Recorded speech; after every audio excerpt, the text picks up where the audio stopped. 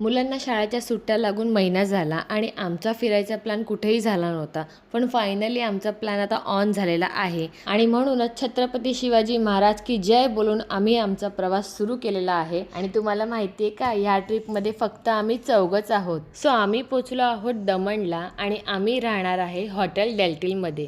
आणि हे दमणमधलं 5 star hotel आहे. 5 स्टार हॉटेलमध्ये आम्ही चौघं पहिल्यांदा आलो आणि यांची वेटिंग रूम बघा ना, कसली भारी आहे. इथे आमचं खूप छान असं स्वागत करून वेलकम ड्रिंक दिलं आणि त्याचबरोबर दोन्ही मुलांना त्यांच्या फेवरेट गोष्ट दिली आहे, म्हणजेच लॉलीपॉप दिले. त्यामुळे ते दोघंही खूप खुश. आता काय मग आमची चेक इन झालेली आहे. चला तुम्हाला दाखवते आमची रूम कसली भारी आहे ती. चला तर मग स्वागत आहे तुमचं आमच्या या रूम मध्ये.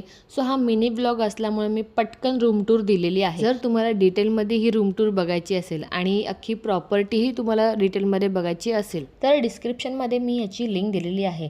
पटकन जा माझ्या यूट्यूब चॅनलवर आणि ह्याचा पूर्ण व्हिडिओ बघा. आम्ही 2 दिवस तिथे राहिला होतो आणि इतकी धमाल मस्ती केली ना, तुम्हाला काय सांगू. तितक्यात नवरा बोलला मी थोडासा आराम करून घेतो, पण मी बोली नाही, पहिला आपण जेवायला जाऊ. आणि इथलं जेवण म्हणजे आहा एक नंबर.